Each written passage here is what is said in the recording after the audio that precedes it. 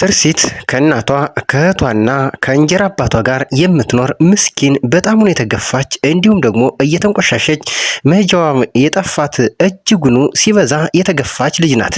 ታዲያ ትርሲት እንዲህ የምትንቋሸሸው የምትገፋው እንዲሁም ደግሞ በተለያየ መንገድ በደል የሚደርስባት በልጅነቷ ሳታውቀው አባቷ በሞት ምክንያት እናቷ እንጀራ አባቷን አግብቶ አሁንም ታናሽ እህቷን ለአምሮትን ወልደው ነበር። ነገር ግን እጅጉኑ አብዝታ የምትጠላት ታናሽቷ ለአምሮት የአባቷ ልጅ ማለት ነው። ነገር ግን እንደ እናቷ ልጅም እንኳን አትቆጥራትም።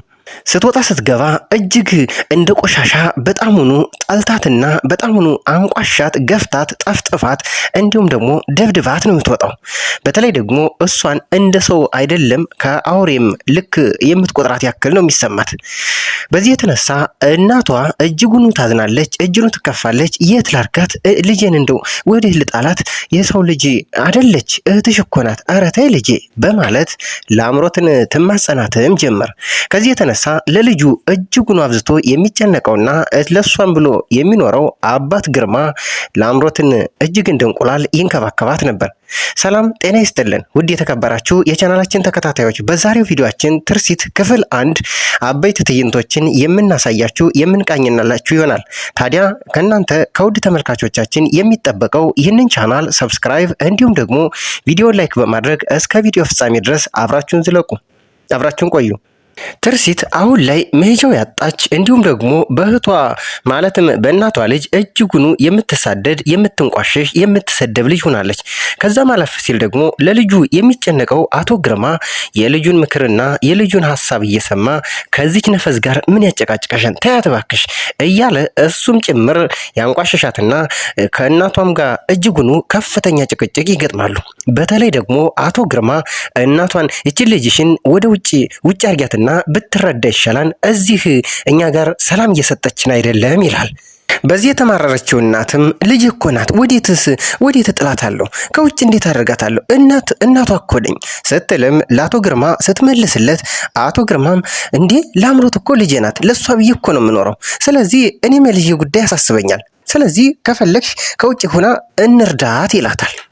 ታዲያ በዚህ እጅጉኑ የሚያሳስባትና የምትጨነቀው ትርሲት እጅጉኑ አዝና እጅጉኑ ተክዛ ከዕለታት አንድ ቀን ከቤት ትወጣና የሆነ መናፈሻ የሆነ አረንጓዴ ቦታ ላይ ሆና ራሷንም ጠልታ ራሷን ጭምር ትወቅሳለች። እንዲህ ስትልም ራሷን ትወቅሳለች። እኔ ግን ለምንድን ነው በህይወቴ ሁሉን ነገር የተነጠቅኩት? አባቴ በህይወት የለም፣ እማዬም ከኔ ጋር አንድ ወንድ ልጅ ስለነበራት አባዬ ከሞተ በኋላ አንድ ቤት ከሱ ጋር መኖር ጀምራለች።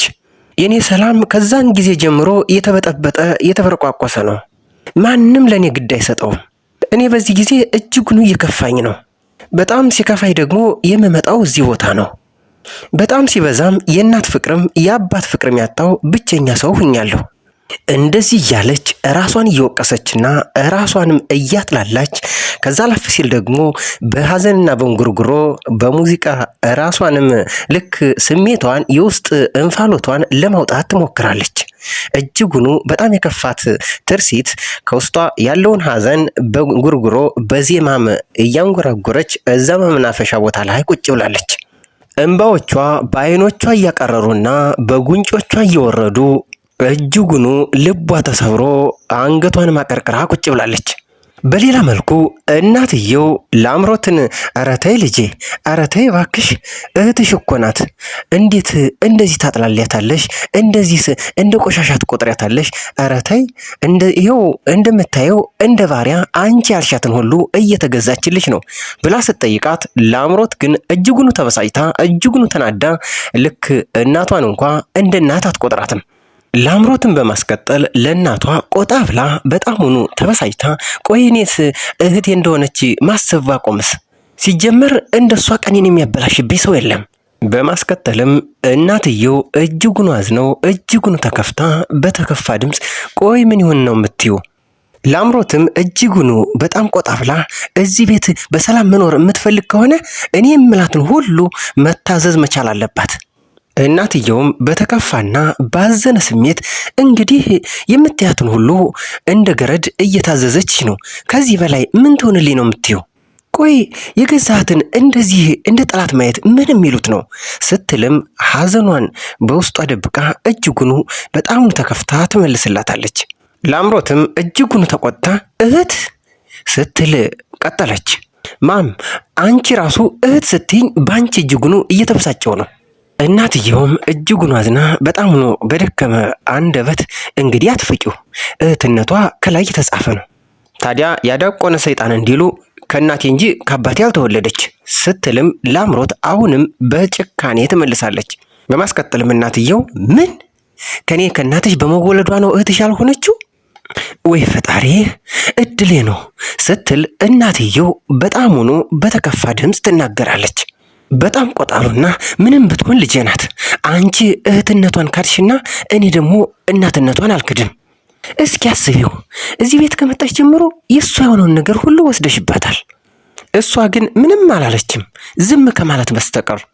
ተይ ልጄ ተይ፣ ኧረ ተይ፣ የዚች ልጅ ሐዘን ጥሩ ቦታ አያደርስሽም፣ ኧረ ተይ ልጄ ተይ እያሉ እናትየውም ላምሮትን ይማጸኗት ጀመር።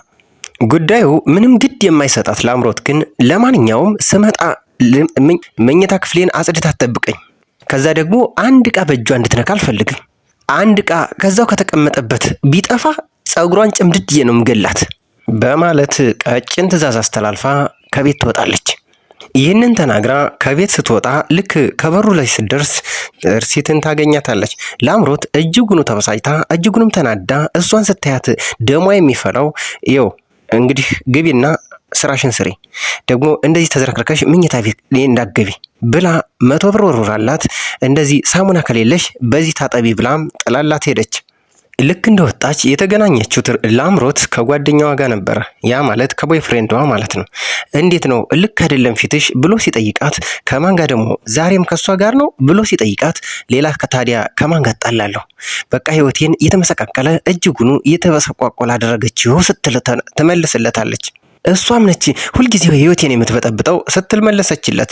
እኔማ ከዛ ቤት መሯት እንድትወጣ ካላደረኩ ላምሮት አይደለሁም ስትል የጭካኔ ጥጓን ቅንጣት እንኳ የእህትነት ስሜት የማይሰማት እንደዚህ ስትል ስትመልስለት፣ ታዲያ በዚህ ልክ ጤናሽን እየጎዳች እኔ ራስ ወግድልሽ ሲልም እሱ ደግሞ ሌላው እንግዲህ አደገኛ መርዝን ይረጫል። ያለው ሁኔታ በዚህ ልክ ከቀጠለ እኮ አንድ ቀን ከባድ ችግር ውስጥ ትገቢያለሽ ሲልም ይመልስላታል። እኔ ደግሞ እንደዛ እንድትሆኝብኝ አልፈልግም። ላምሮትም ትንሽ ጊዜ ስጠኝ፣ የማደርገውን እኔ አውቃለሁ። እንደውም ከልጅነቴ ይልቅ አሁን ነው የሷ እህት መባሉ እያናደደኛለሁ። ትርሲትም እንደተባለችው ወደ ምኝታ ክፍሏ ገብታ ምኝታ ክፍሏን ማስተካከል እንዲሁም ደግሞ እቃዎችን ሁሉ ማስተካከል ስትጀምር ከዚህ ላይ እንግዲህ እዚህ ነው በጣም ትልቅ ችግር ተፈጥሮ የእሷን ህይወት የሚበጠብጥ ከዛ ማለፍ ሲል እናቷን ሁሉ ጭንቀት ውስጥ የሚያስገባ ትልቅ ችግር የተፈጠረው። ትርሲትም የሰበረችው ጉዳይ አባቷ ላምሮት ከእንግሊዝ ሀገር ለልደቷ የገዛላትን ትልቅ ውድ ስጦታ ላይ እንግዲህ ጥላ ሰበረችባት። እጅጉኑ ቅስሟም ሳይሆን እንዳለ ቀልቧ ሁሉ አብሮ ስብር አለ። የእሷ ብቻ የትርሲት ብቻ ሳይሆን እናቲቱም እሱን ስታይ እጅጉኑ አዘነች። ሰውነቷ ሁሉ ክሽም አለ። እናቲቱም በማስቀጠል በቃ ዛሬ እዚህ ቤት ትልቅ ጦርነት ልታስነሽ ነው። ቆይ አንቺ የዚህን ቤት ሰላም አትፈልጊም እንዴ? ልክ ልቧ ስልል ብሎ ቀልቧም እንዳለ ክሽም ብሎ ትርሲትም ቀበል አለችና ዛሬ አለቀልኝ በቃ እማዬ ትገለኛለች፣ ሌላ ገዝተን ወይ ደግሞ እንመልሰው ስትልም ትርሲት ሌላ ሀሳብ ታመጣለች። እናትየውን በማስቀጠል በጣም በስጨት ትልና በምን አባሽ ነው የምንገዛው? እንደው ብሩስ ተገኝቶ እንግዛ ብንል እንግሊዝ ሀገር ሄደን ነው የምንገዛው ስትል በጣምኑ በብስጭት ትመልስላታለች። ትርሲትም እጅጉኑ አዝና እጅጉኑ በጣምኑ እንግዲህ ፈርታ ወደ እዛ የምትቀመጥ ቦታ ትሄድና በጣም በተከፋ ድምፅ ደግሞ ከራሷ ጋር መሟገት ጀመረች። የሷ ውድ ዕቃ ነው የተሰበረው፣ ግን በኔ ውድ ቤት እየኖሩ መሆኑን አያውቁም። ግን እኔ እዛ ቤት ውስጥ ምንም አይነት መብት የለኝም። አባዬ በህይወት ቢኖር ኖሮ እኔ እንደዚህ አልፈራም ነበር እያለች ከራሷ ጋር መሟገትም ጀመረች። እናትየውም በማባበል እንዲሁም ደግሞ ቀስ ብለው ለአቶ ግርማ ሊያረጋጉትና ሊነግሩት ስለ ጉዳዩ ፈለጉ። ዛሬ እዚህ ቤት ትልቅ ጥፋት ጠፍቷል።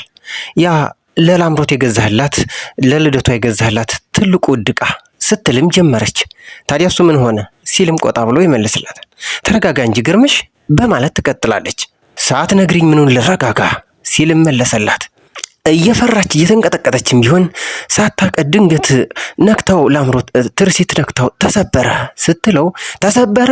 እንደ ቀላል ነገር ተሰበረ ትይኛለሽ እንዴ? በውድ ብር እኮ ነው የገዛሁት። አንድ የሆነ እኮ በቃ ለሷም ቢሆን አረጋግቶ መንገር ነው የሚሻለው ሲሉም እናትየው ትናገራለች። ቆይ አንቺ ሰው ቆይች ልጅ ለምንድን ነው በውጭ እንድትረዳ የማታደርጊው? እንዲህ ልጅን ሰላም ነሳቻት እኮ ደጋግሜ ተናገርኩ እኮ ልጅ እኮ ናት ስትለው የኔስ ልጅ እኮ ናት በአንቺ ዲቃላ ምክንያት ሰላሟን ማጣት አለባት ልጅ ሲል በድጋሜ ልቧን ይሰብረዋል። በዚህ መካከል አባት ግርማና እናትየው ከተነጋገሩና ብዙ ከተመላለሱ በኋላ ያው የማይቀረው ነገር እንግዲህ ትርሲት ትልቅ ፈተና ሊገጥማት ነው።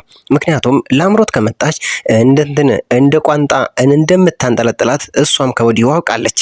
ላምሮት ሁልጊዜም የትርሲት ነገር በጣም ሆኖ የሚያናዳትና የሚያበሳጫት ያው እንግዲህ የአባቷ ስጦታ ስለተሰበረባት እሷን ለመበቀል ሲባል ያው ትርሲት ትምህርት ቤት ሄዳ ስትመጣ ከቦርሳዋ የአባቷን ብቸኛ ፎቶ አውጥታ በክብሪት ይሄው የአባቴን ስጦታ ሰበርሽው አይደለ?